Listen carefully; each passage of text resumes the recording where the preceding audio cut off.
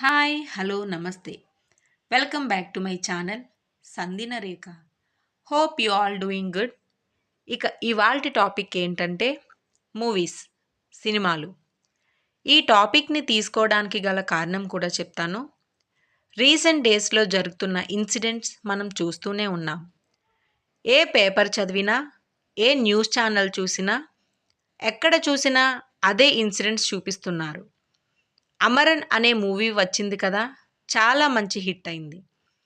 Major Mukund Varadarajan గారి బయోపిక్ని అమరన్ అనే movie ద్వారా మనకి చూపించారు. ఆ మూవీలో ప్రతి సీన్ చాలా ఇన్స్పైరింగ్గా ఉంది. మన ఇండియన్ ఆర్మీ ఎంత గొప్పదో తెలుస్తుంది. ఫ్యామిలీ కంటే, ఫ్యామిలీ మెంబర్స్ కంటే, ప్రాణం కంటే కూడా నా దేశం గొప్పది అని చాటి చెప్పారు.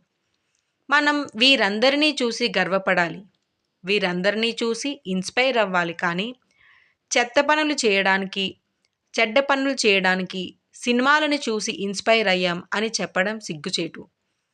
మనకి ఒక అసహ్యమైన పని చేయడానికి ఏ ఏ సినిమాలు చూడాలి, ఎలా ఇంప్లిమెంట్ చేయాలా అనే ఆలోచన వచ్చినప్పుడు ఏ ఏ సినిమాలు చూసి నీకు ఆ ఆలోచన కూడా విరమించుకోవాలో కూడా మనం ఆలోచించాలి.